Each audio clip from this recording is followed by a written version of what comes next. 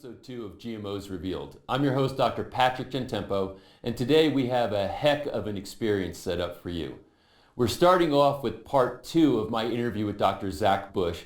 Part 1 we got incredible feedback on, and if you like that, wait till you see part 2. We are also interviewing Jeffrey Smith, and Jeffrey Smith is one of the most recognized figures in the world on the anti-GMO movement. He is very articulate, very compelling, and somebody that the time is going to go by so quickly when you watch that you're going to wonder where it went. We also have Dr. Dan Pompa. And one of the things that's very important to me is to bring to you solutions. I mean, there's a lot of challenge with this GMO issue, but if we just leave it at the challenges, it's not a good thing. We also have to have solutions. What actions can you take? And Dr. Pompa is an expert on that. So watch that so you get the information that you need. I hope you've been sharing this with your friends and loved ones. They need to know this information. Remember, we're streaming globally free right now, and we want everybody in the world to get this information because there's nowhere else. There's oppressive forces that are preventing people from getting the information they need to protect themselves and to live a healthier and better life. So enjoy episode 2, and I'll see you after it's over. So now on the timeline, we're in the 90s. They are desiccating the wheat, with the Roundup product. When did GMOs get introduced, and what was the theory or the thinking behind that? I think the thinking, I'm sure, had to do with the wheat experience. Is when they realized that they could have entire crops sprayed with it, that suddenly it was like 100 to 1,000-fold more volume intake by a single farmer.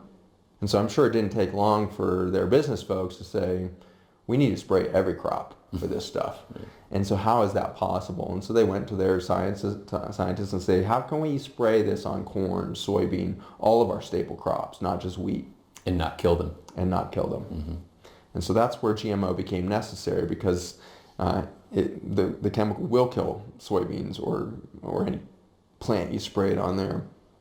And so they had to come up with a genetic modification so that the targets for glyphosate would be perturbed. And they did this through an amino acid switch. And so some of the proteins that are in that enzyme chain that I mentioned, the shikimate enzyme pathway, that pathway has very specific targets, and there's protein receptors. And so when we say GMO, what's happening is they're genetically modifying the targets that would have been affected by that. So now they can have corn or soybean, or now bizarrely salmon and other things that have different receptors, and they just change that one amino acid in there, and it's enough to change the structure of that so that it's not affected directly by the glyphosate. So basically what they're saying is they could genetically modify the plant, or like you're saying, even SAM, they're really spreading their application of this particular technology. But so saying, okay, normally the plant would be killed by this toxic substance. We're going to make it sort of resistant to it by changing the things genetically that would normally respond to poison. But logically, I'd have to say, if something is being poisoned and it loses its ability to know that it's being poisoned, in essence, aren't there other unintended consequences to doing that to a plant? Absolutely. And the very nature, we mentioned that the nature of this chemical is to rob the soil and the plant and the bacteria of the ability to make these essential amino acids. Well, those amino acids aren't just important for human biology. The reason why the plant suddenly dies after you spray it with Roundup, your weed or whatever it is because it suddenly can't make the basic building blocks for the plant. Right. And so it dries up in 3 days and dies, shrivels away. And so when you now genetically modify the crop to be able to survive that, now you're growing a crop that is, with every application of Roundup, which happens repeatedly throughout the life cycle of that crop, right? And so you might spray all the weeds dead with Roundup at the beginning, and then you plant all your corn, and then 6 to 8 weeks in, the weeds are coming up, so you spray again, and 6 weeks in, you spray again. And so you're constantly re-exposing the soil and the plant to this thing, which is blocking its ability to make nutrients, which of course has a huge effect on the consumer, right? And so the consumer is now eating food that is lacking these essential building blocks, but it has huge implications for the immune system of the plant. I mentioned briefly there the gluten sensitivity phenomenon. What's happening when that synergy happens from gliadin, the gluten product, and glyphosate from the Roundup. When those two come together, it creates leak in the membrane of your intestines. And so you can no longer have an intelligent barrier or membrane to absorb nutrients and keep the toxins out. Same thing is happening at the plant rootlet. Plant rootlets look like the villi of your intestine. Intestine looks like coral reef under a microscope. It's beautiful, complicated, big projections of villi that are reaching out for nutrients, and looks very much coral reef-like. Well, if you look at a root fiber, the microscopic root fibers on the ends of the roots that you can see when you pull it, it looks the same, villi, these big projections and everything else. Well, those are going to also start to leak as you damage the cellular connections between the cells and the big membranes of the root system. And so by the constant application of this chemical, it might look like a green crop growing with no weeds in it, but in fact, those crops are suffering that the very basic foundation of the separation between soil and their immune system is starting to break down and they're leaking. This means they're going to be more prone to fungi, to insects and everything else because the plant immune system is failing. So this timeline is fascinating. We start pre-World War II, kind of look at the evolution of farming, looking at these chemical companies which are a part of the military-industrial complex. Suddenly now that gets pointed into our farming practices, and we see emergent over time, Super Bowl commercials and Yes. For Roundup and how this is all eventuated into the actual introduction in the mid-90s to GMOs, where they're now starting to genetically modify the plants. And this is the thing that I find fascinating is that it was an idea born out of how to use more of our chemicals on crops. Yes. Not born out of saying, hey, we have an innovation in farming, but the impetus, it's backwards, and that's why I think a lot of people understand it wasn't, wow, this is some great discovery that came out, and now let's make a pesticide, that can work in conjunction with GMOs. It's like, hey, we got this stuff, it kills stuff, and if they're only could spray a little bit on the stuff you want to kill, but if we could spray it on the entire crop, we're going to 10x, 100x, 1000x the sale of this. It's really a fascinating story. It reads like a novel. So now we're in the mid-90s. And we have this thing going on where, okay, now they've actually got these GMOs, and we found out that we could spray these crops with it. So how does it go now from the 90s? What's the progression into where we are now today? It's, this insidious creep, right, of consumer behavior and everything else. The concept of a genetically modified food was a flashpoint. I mean, it was so charged scientifically as much as, in the consumer's mind perhaps. But it only took a couple of years of reassurance, look, we're using this all over the country, there's no health effects that have been measured, it doesn't have human targets, for us to get lulled into a sense of safety or lulled into a belief that somebody knows that this is safe. When in fact it's never been known that it's safe. Well, was there ever any real scientific testing done? I mean, the EPA is kind of the equivalent for agriculture as the FDA, is for medicine, right? So if you're going to get a drug put on the market, they require some pretty severe controlled testing and documentation. Did that happen with GMOs? Not at all. I mean, you don't have a randomized double-blind placebo-controlled trial of anything in agriculture, right? And so you should, and then you should not only just do it for the plants, you should do it for the consumer, i.e. the animal that's going to consume that crop or the human. And yet we have this complete breakdown of effort from the EPA, and they always claim, not enough budget, which frankly is true. They're not given enough budget to really evaluate this, so they are depending all the time on these manufacturers, on the companies themselves, to produce their own data of safety and efficacy for the food chain. And so when we put a drug into the food environment, so for example, if you do a drug for cattle to increase their feed efficiency or something like that, you're required to do a blinded study to show safety, randomized study, all of the kind of typical things. But if you do a chemical into a crop, you're not asked to do that. Nobody's asked to do Roundup versus BT versus some other chemical to show the biologic nutrient quality of that food, all of this. And so safety is easily proved under a microscope. Pick a few cells that aren't directly damaged by the glyphosate and see there's no damage to the cells. Well, what we're showing is that it's not actually the damage to the cells, it's damage to the extracellular matrix. Well, there is no safety protocols for looking at the extracellular matrix. In humans, even in FDA trials, we don't even do drug trials looking at extracellular matrix. What is the extracellular matrix? Imagine a house without a frame, you know. Now you got floppy drywall and some shingles up there. Right. You got nothing. And that's what a human cell structure, 70 trillion cells are useless without the framework. But extracellular matrix is the framework, but it goes further than just scaffolding or strength or skeletal structure. It actually is the communication network. The extracellular matrix under an electron scanning microscope looks like fiber optic cables.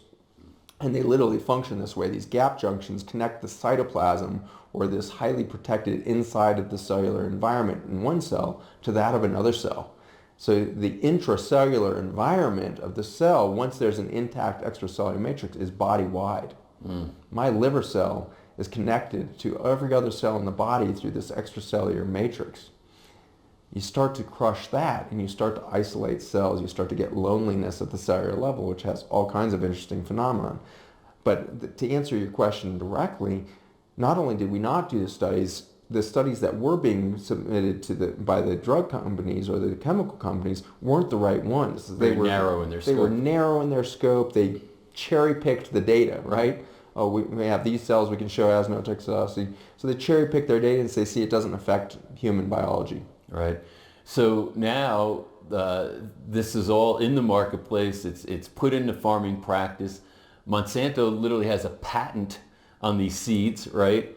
And now if you've got a farm that's using GMO crops and adjacent to it is a farm that doesn't, we can't contain the influence of these GMO crops, right? I mean, when they go to seed, et cetera, can it spread around? And how do you contain this? The genie's out of the bottle.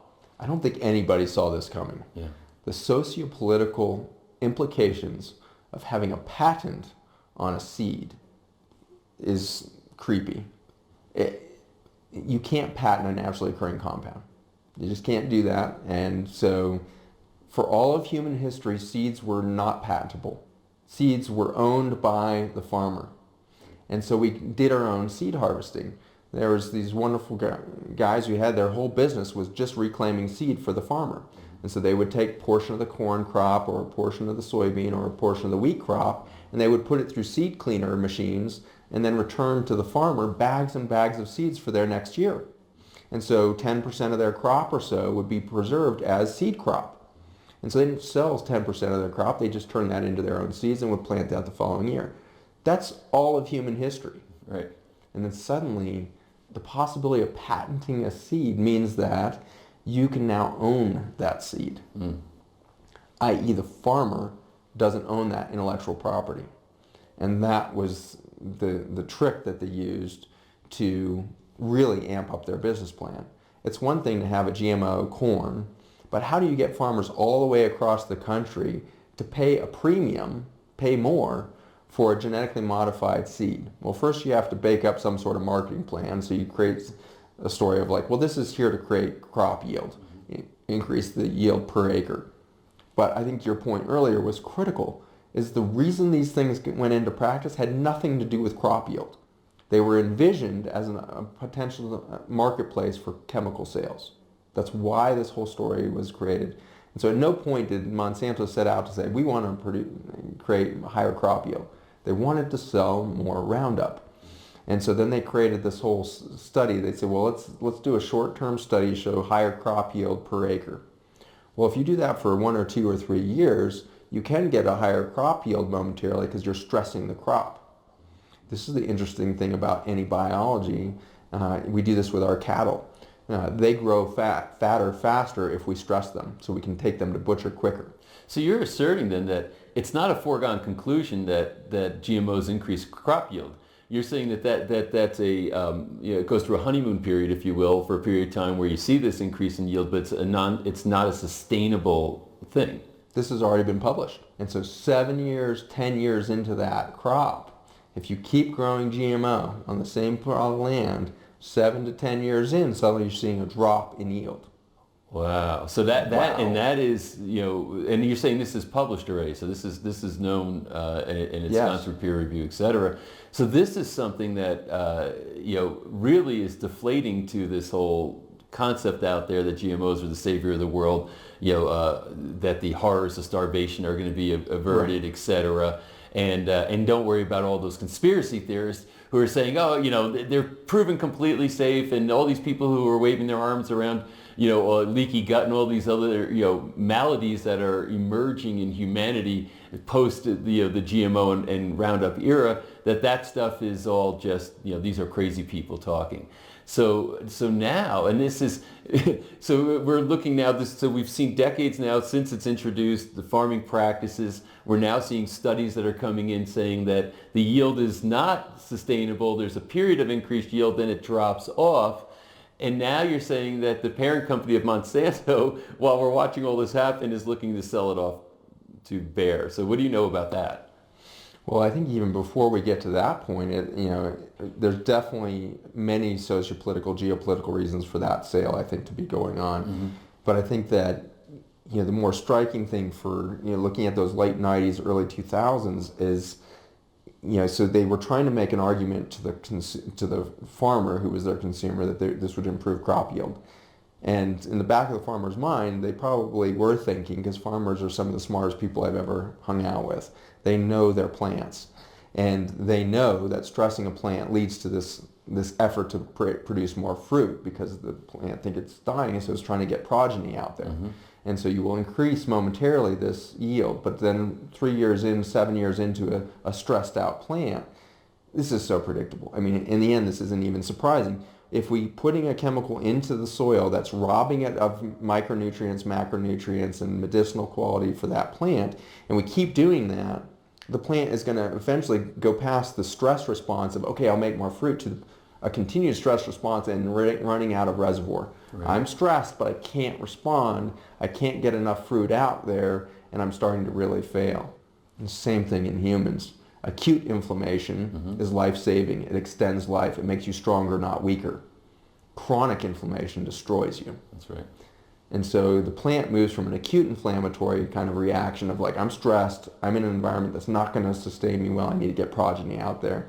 Continue that injury, continue that injury, continue that injury and depletion, and then it goes into a chronic inflammatory state where the crop is seriously failing. Then you need to not only convince the farmer through biology, because there's many of them that were holdouts that said, look, I do not want some genetically modified weird seed that I can't own. Right. That puts me in too much dependence on you, Monsanto. I'm not doing that. I'm not taking that risk, that because I can see the writing on the wall. If I go GMO, I can't go back in time. I can't suddenly decide I'm going to be organic the next year. And so if I go GMO, I am fully dependent on what you think you can charge for that seed. And you can just keep ratcheting it up, and you'll keep it right under my profit margin so that I can survive, but I can never thrive. I'll never pay off my farm debt. I'll never pay off my loans to the bank. You're going to keep me dependent. And so the farmers, they I think, become saw indentured servants at that point to Monsanto, not in control of their own destiny anymore. If you can't own your own seed as a farmer, you've lost freedom. You've lost any potential of really breaking some sort of cycle and becoming independent. So that's a deal with the devil if I've ever heard one, right? Deal with the devil. And so who would do that? Mm-hmm. Well, again, this subtle, insidious reality of a patent sneaks in. They patented a seed. And you mentioned it just briefly earlier, is that when a seed goes through its process of making a crop and it goes into pollination, it's sending the genetically modified information in its pollen out to seed the rest of the farm. But of course, pollen is not limited to the farm. Right. The wind doesn't stop at the border, at the fence line. Right. And so you've got now GMO pollen. It's a freaky concept, right? Think about pollen. You wake up in the morning in Virginia where I live, and your whole car is covered with pollen from the trees and everything else, and your black car looks green. That tiny little powder that's going airborne and you're breathing it in and everything is genetically modified. Oof. The GMO, the genetically modified data that's making that corn grow resistant to Roundup, is now airborne and it's traveling across crops. And so it was easy. Monsanto just hired a bunch of lawyers, to go field to field and start suing farmers for intellectual property stealing. They were suing them for stealing their IP because they simply did a genetic test on the corn that was growing on the crops next to one of the Monsanto farms and said, oh, farmer B, C, and D, you guys are all growing genetically modified crops and you didn't buy seed from us. We own a patent on that. And we're like, we didn't buy seed from you. That's right. We don't want. Oh no, here's the genetic data. You have genetically modified crop growing in your thing. Were they successful in that enforcement? So successful that we went from just a few test plants in 1996, test fields, to by 10 years later, they owned 95% of the soybean industry and 85% of the corn industry. In 10 years, they took over the entire industry. So they get this straight as far as the theory of law. If somebody takes their intellectual property and irresponsibly forces it upon me, right? Yes. I don't want it. I don't want to accept it. I never asked for it. Yet I still have to pay. I mean, didn't they violate my rights to have my own seed and my own farm? Yet the courts... Every single court case, again and again and again, successful suit after successful suit. Farmers were being sent into bankruptcy with these lawsuits. I was going to say, because they probably couldn't even sustain the legal fees. The legal onslaught was impossible. So they had to surrender, basically saying... They were selling their farm to pay for the legal fees. Wow. Wow. So this is how we turned, 2,000 acre farms into 100,000 acre farms. Sue the shit out of the little farmer until he can't afford to be in business, and then you allow the big Monsanto farm to buy that up, and you just create these massive conglomerates. And the technology allows for it, right? One farmer now with enough spraying equipment never has to weed, never has to go kill a single bug. They just grow more and more and more corn, and then the next year more and more and more soybean, and flip them back and forth, and pretty soon you just have tens of thousands of acres under one farm. Is there any way to reverse the effects? I mean, now you have all these farms out there, all these GMO crops, the pollen's been blown all around. Is there any way to get back to, if we find out, wow, this is kind of a Frankenstein experience here, and it's looking like it's going really bad, can we ever get back to a non-GMO'd approach toward food? I'm an eternal optimist, and nature abhors the unnatural. Right. The natural is non-genetically modified food. It might take decades. We might see the extinction of humankind before it reverts back, but it will revert back because it's ultimately unstable. It's unnatural and it's unstable. I think we have completely screwed up the short-term forecast for our ability to have non-genetically modified compounds in our environment. It will take decades at least, maybe centuries, for us to get that completely out of the food chain. So here we are in today's world. Now we've got a real context, and it's like a novel. It's hard to believe what unfolded and what the impetus was for how these things unfolded over time. And now here we are today in these circumstances that have emerged out of this. So where do you think it goes from here? I mean, what are you seeing as far as, Monsanto is going to be sold off? There seems to be some kind of disruption in the foundations of the businesses that foisted this upon us. So what's in process today, and where do you think it's going to end up? So we're seeing again a plateau effect, and so 95% of the corn, soybean, 85% of the corn. Wheat is maxing out in the next couple of years. Every year since 1992, more wheat has been sprayed worldwide with that desiccant. So we're going to see those curves flattening because they've saturated the marketplace. So their profit margins are going to plateau.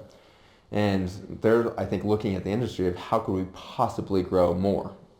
And the fact is they probably can't squeak out much more, especially because consumer behavior is starting to shift. And so they're saying if 16% of the consumers goes to organic in the U.S., we're going to lose those profit margins, and our market's going to start shrinking, not growing. And the interesting thing about big business is a plateau is not sustainable from a board standpoint. Your board's never happy if you say, well, we sold exactly as much as we did last year, let alone if we shrank 15%. Even if you're still selling $66 billion of Roundup a year, if last year you sold $68 billion, that's a failure.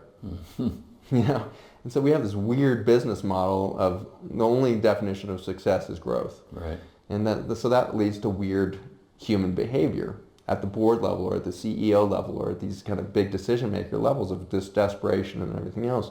And so I think we see Monsanto, for example, with Roundup Ready crops worldwide now, they've saturated the marketplace, and so I think they see that their growth potential is low. So what's the only way that a company could reinvent that curve? And what is the only way we could start back over and get another steep trajectory of wealth for any company? Why would a Bayer go and buy a plateauing technology? Because they feel like they can create a derivative technology that they can patent and expand the marketplace? Yes, they would have to have something else up their sleeve. Right. And they do. And so shortly before the offer was made to buy Monsanto, they got approval from the EU and the US EPA to put a new GMO on the market. The EU gave it to them also, huh? The EU also. Wow. And so we have now the entire Western world ready to make a transition to a new GMO. That GMO is called Liberty Link, not Roundup.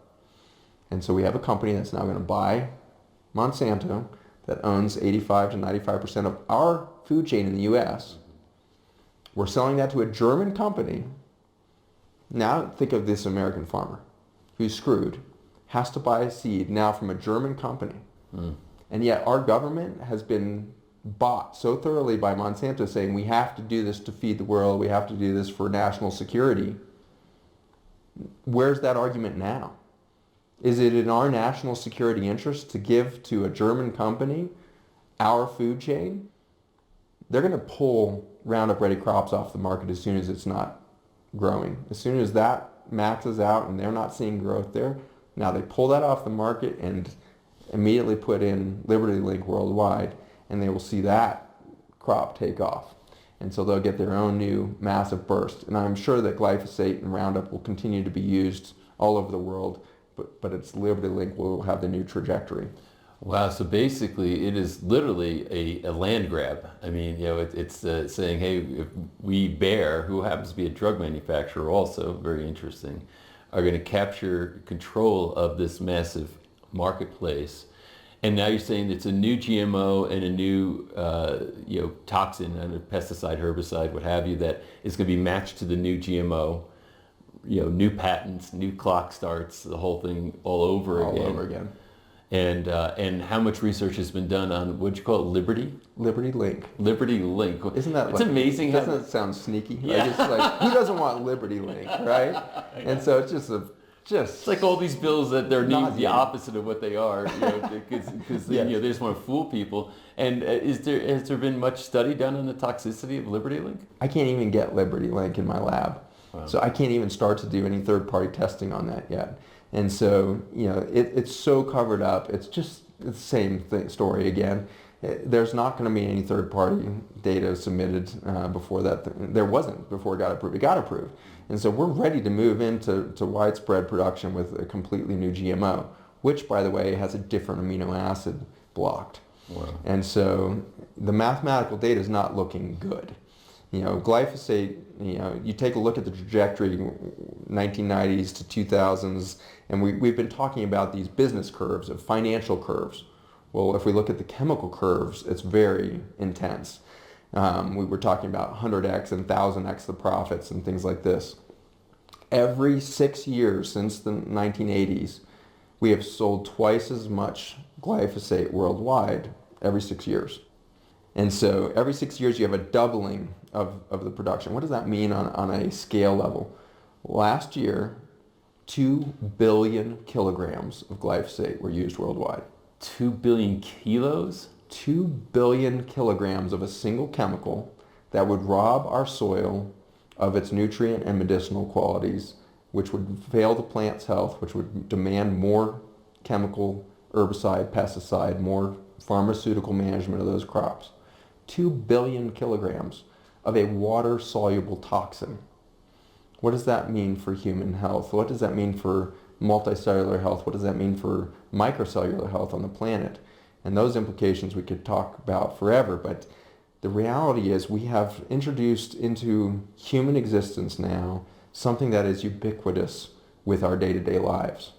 recent studies coming out of the United States is that throughout the South, where we have high concentrations of all of the glyphosate in the country being funneled through the water systems, so again, only 1/10 of 1% hits a weed. The rest of it is into the soil, into the water, into the runoff from the farm, ending up where in the United States? In the Mississippi. The Mississippi River collects all of, some 80% of the Roundup sprayed in our country is ultimately going to be on one of those tributaries to the Mississippi River, and the highest concentrations will be in the last 90 miles of the Mississippi between Baton Rouge, New Orleans, and Louisiana. And so that pattern there of this concentration is reflected in the air of the South. So 75% of the air samples taken are full of Roundup. 75% of the rainfall is contaminated with Roundup. You're talking about down in New Orleans? The South, throughout the South, yeah, but concentrated New Orleans in that will area. have the highest amounts. Now, but that's not where it's sprayed. No.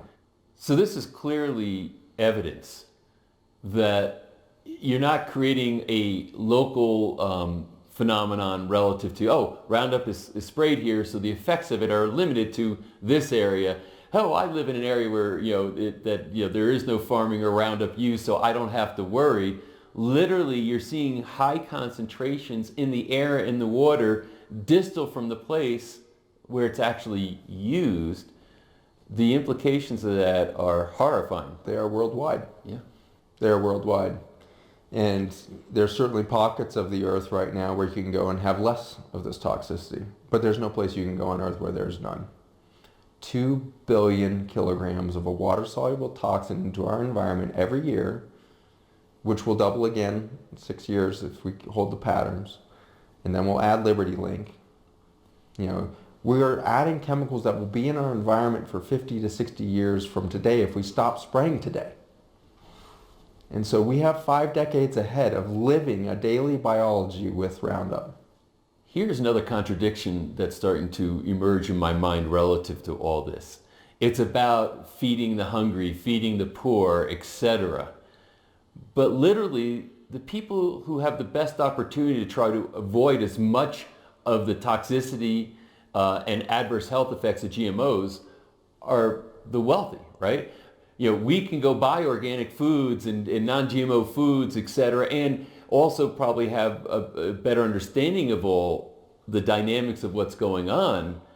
But I look at the people who are not in a position to do that, and they become the biggest victims of the whole, I don't know if there's a better term than conspiracy, but the whole dynamics of what's going on between the lobby in Washington, big corporate interest, and 2 billion kilograms of a toxin that's set out and unleashed into the world.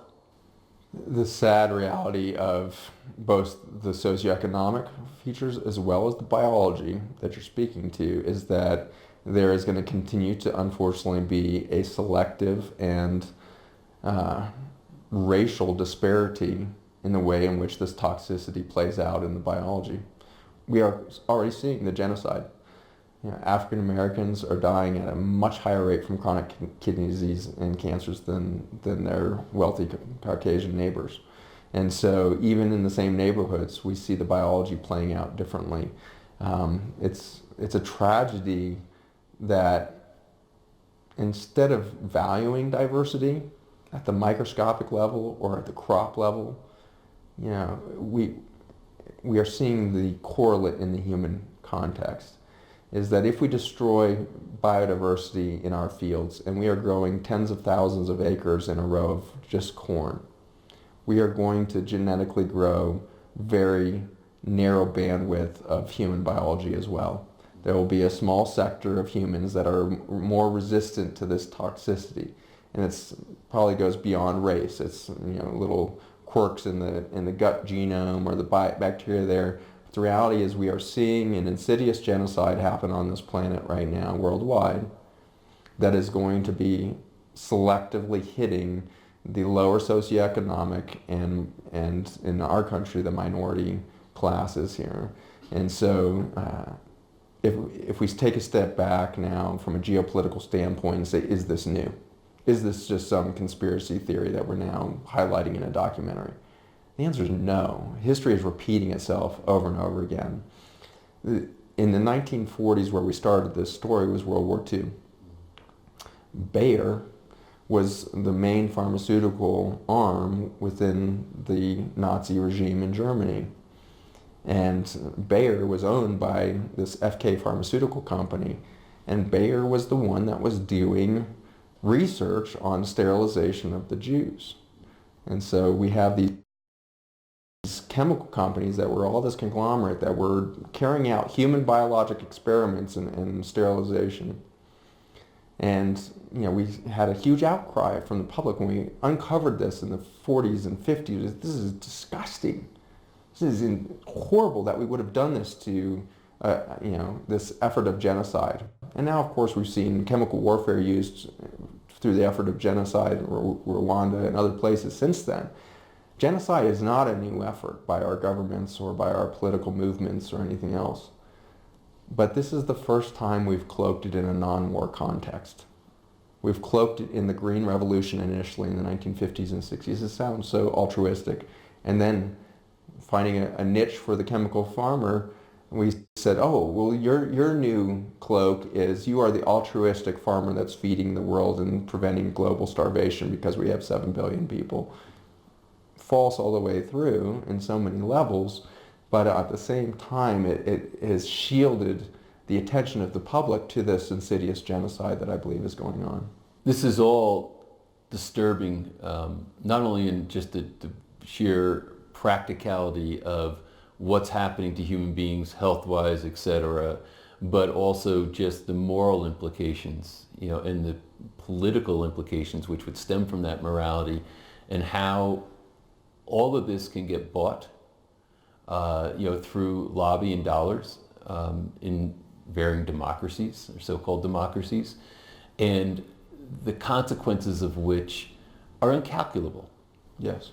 So is this unconscionable dynamic of, what would be called, in my mind, not real capitalism, but a crony capitalism, where favors can be bought, rights can be bought, that there's not a free market to make these decisions, but there's a force of government that can, and corporate interests that can suddenly now own our farmers, bring them to their knees, drive all this into our environment, and victimize many people who can have no choice in the matter.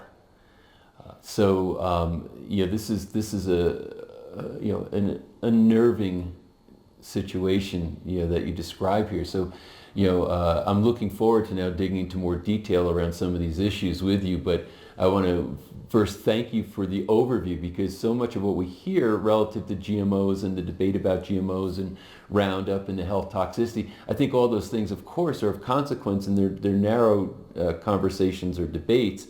But I believe it's important for people to truly understand that they have to, really kind of look at how the whole thing unfolded over time, over decades. So thank you for bringing that context, and I'm looking forward to these additional conversations. It's very exciting. I appreciate the in-depth quality of this. Ultimately, what we're going to find is that the consumer is as responsible as the chemical companies as to where we landed in this story today. Mm-hmm.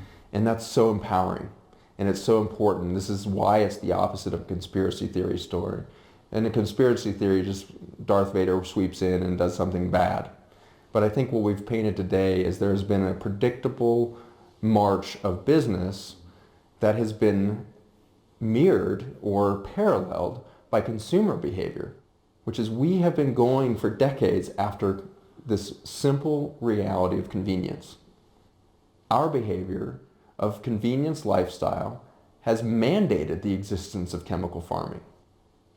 And it's so exciting that that's the reality, because as dismal as this story may look, and as sad and tragic as it truly is already, there is an instant relief valve. There's an escape button, there's an eject button that we can hit right now by empowering the consumer with this information and changing their behavior.